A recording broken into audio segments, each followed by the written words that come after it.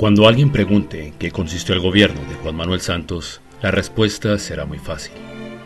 El gobierno de Santos consistió en la alianza con las bandas terroristas, a cuyo servicio puso el Estado, para las que promovió leyes y a las que resucitó, alentó y legitimó. Las noticias de julio de 2013 siguen una evolución manifiesta en ese sentido. Tras las sucesivas declaraciones en que los terroristas declaran que no entregarán las armas, ni se desmovilizarán, ni renunciarán a una constituyente elegida por ellos, respondieron con burlas a quienes les preguntaron si pensaban reparar a las víctimas. ¿Están preparados para pedir perdón si esa es una cuestión innegociable? ¿De qué dices, Andrés? Quizás. Como aperitivo del entusiasta discurso pacifista de Santos, el 20 de julio los terroristas mataron a 21 militares. Vamos a volver a la casa. Todo bien, parcero. Vamos a volver a la casa, parcero. ¿Dónde le dio, oiga? De aquí salimos, huevón, un suero. No, un suero no. Muévase. Bien. Venga, aquí. Porque la paz es el bien supremo de la humanidad. Sin paz no hay prosperidad El posible. presidente conocía la noticia cuando pronunciaba su discurso. Y uno se pregunta, ¿qué clase de personaje llevó el señor Uribe a la presidencia? ¿Encontraba confirmación de su éxito en ese crimen? ¿No le remordería la conciencia? Fijémonos un poco en su expresión. Los psiquiatras forenses alguna vez analizarán a este personaje como paradigma de un cinismo y una perversidad que ameritarían un premio más exclusivo que el Nobel al psicópata más desaforado. Una política amplia e integral de paz va mucho más allá de las negociaciones con la guerrilla y así debemos todos entenderlo. Hablo de la paz como respeto a la vida. El miércoles 24 de julio, las redes sociales amanecieron saturadas de la etiqueta «Basta ya», con la que se promovía y difundía el informe del Centro Nacional de Memoria Histórica, que también fue primera plana en todos los medios de comunicación con la estremecedora noticia de la cantidad de muertos. La oportunidad era evidente. Al día siguiente, Santos acudiría a las audiencias de la Corte Constitucional a defender el llamado Marco Jurídico para la Paz, una ley por la que se promete impunidad y poder a los autores de los asesinatos mencionados en ese informe. Ese es el contexto y ese es el sentido de dicho informe. En lugar de mencionar la cantidad de víctimas como un reclamo de justicia, se trata de un factor de intimidación, tal como las advertencias del atracador que pasea un cuchillo por nuestro cuello son protección a nuestra vida.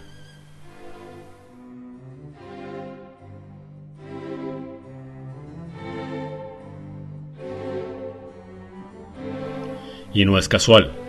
Los autores del informe son las personas que aspiran a ocupar ministerios y embajadas gracias a los asesinatos.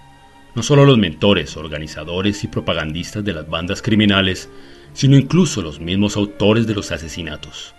Por ejemplo, León Valencia fue terrorista del ELN durante 23 años, la mayor parte de ellos en el Comando Central, desde el que ordenó muchos más asesinatos, secuestros, mutilaciones y demás atrocidades que Pablo Escobar. Otros, como Rodrigo Uprimni o María Emma Wills, ejercen abiertamente el cobro de las masacres desde sus cátedras, columnas y puestos en las cortes. Uprimni llegó a decir que las políticas de desmovilización de terroristas durante el gobierno de Uribe eran ilegales porque no procedían de acuerdos previos con los mandos terroristas, como si la aplicación de la ley tuviera que ser aprobada por el AMPA. Es el aspecto más grotesco de la tragedia colombiana, que los recursos públicos se gasten en promover la carrera de los jefes del terrorismo, que gozan de sueldos multimillonarios desde las cátedras universitarias, las ONG financiadas por el Estado y los medios de comunicación que viven de la pauta oficial. Vamos a prestar atención a una perla típica de ese informe.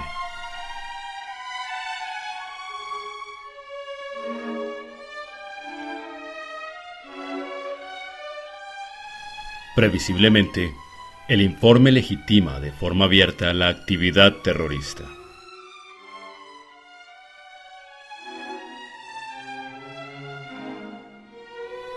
No se duda en equiparar a las Fuerzas Armadas institucionales con las bandas de asesinos. Según la vieja rutina de la propaganda, impedir los asesinatos resulta igual que cometerlos.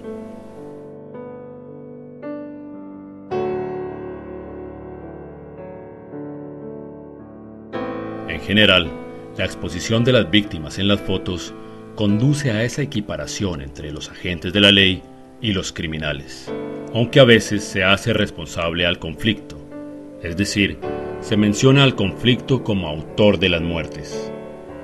La mayoría de las fotos de atrocidades que aparecen en dicho informe son obra de las autodefensas criminales o paramilitares que se desmovilizaron hace varios años. A los autores les resultan necesarias esas fotos para producir la impresión de que los crímenes cometidos por las guerrillas no ocurrieron antes. Pensando en eso, se entiende la campaña que esos mismos personajes emprendieron cuando los tales paramilitares se desmovilizaron. Entonces no hubo que negociar las leyes, ni conservar las armas, ni hacer elegibles a los asesinos. Pero los columnistas y científicos sociales se oponían y clamaban por verdad, justicia y reparación, para que esos asesinos desistieran. Ahora, en cambio, sus exigencias son las mismas de las FARC. Para poner un ejemplo de la clase de propaganda perversa que es ese informe, conviene detenerse en esa foto de la masacre de Bojayá. No aparecen las víctimas y se elude a quienes tiraron el cilindro, que cayó en medio de los combates.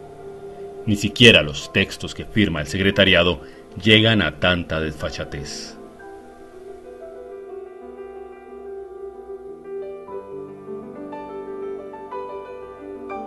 Ni siquiera dicen que las FARC tiraron el cilindro. Se nota que buscan exculparlas. Eso mismo ocurre con las estadísticas. Se oculta la cantidad de víctimas, sobre todo de víctimas civiles, atribuibles a cada grupo. Pero se publican muchas tablas que hacen pensar que los paramilitares, surgidos como reacción a la violencia de la tropa comunista, son autores de la mayoría de esas atrocidades. Es un ejemplo de las mentiras de ese informe, que en definitiva es solo propaganda terrorista.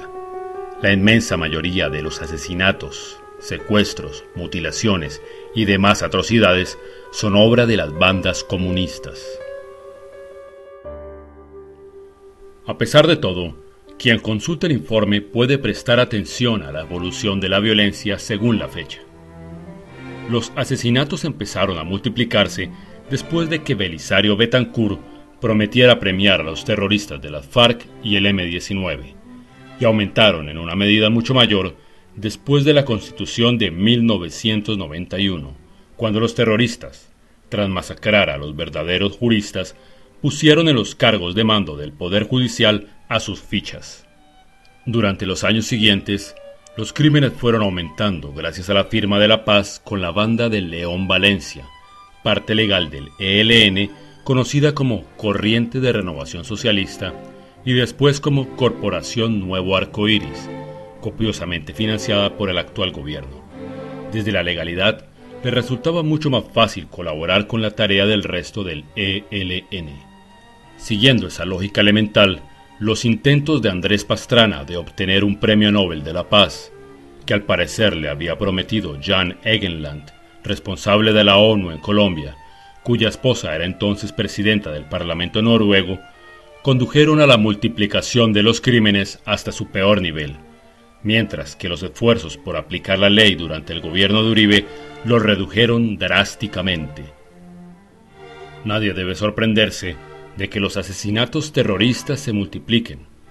Es lo que pasa cada vez que se busca la paz, porque el supuesto de esa componenda es la renuncia a la ley y el premio del crimen. Los terroristas nunca han tenido un éxito importante que no derive de la actuación de gobernantes aliados. Todos sus avances, todos los momentos en que la muerte ha cosechado colombianos en gran escala, han sido el fruto de la supuesta búsqueda de la paz. Esta triste verdad se explica con esta frase del escritor español Jorge Semprún: es la democracia la que está en el origen de la paz, por mucho que algunos piensen lo contrario. La paz, por lo menos en su forma perversa de apaciguamiento, puede incluso ser el origen de la guerra. Los colombianos que creen que se ahorran dificultades sometiéndose a los terroristas deberían reflexionar sobre estas palabras del escritor español Jorge Semprún, pues lo que ha ocurrido en Colombia es exactamente eso.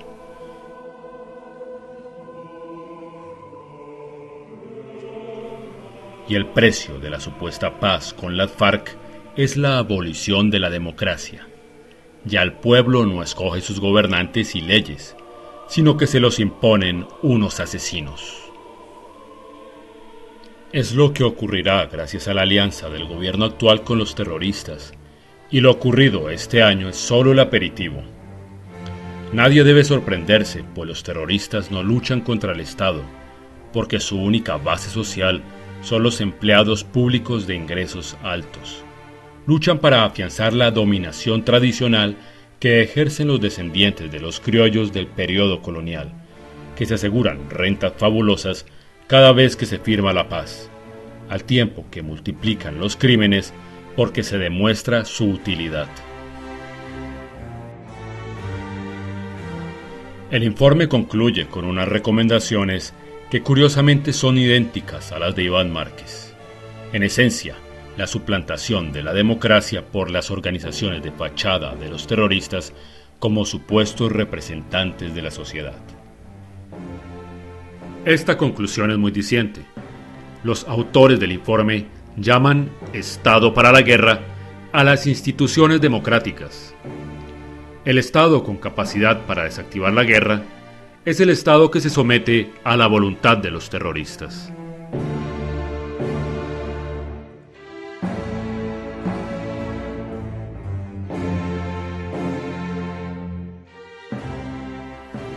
En la jerga de estos asesinos, Estado para la guerra es uno que pretende llevar a la cárcel a quienes transgreden la ley.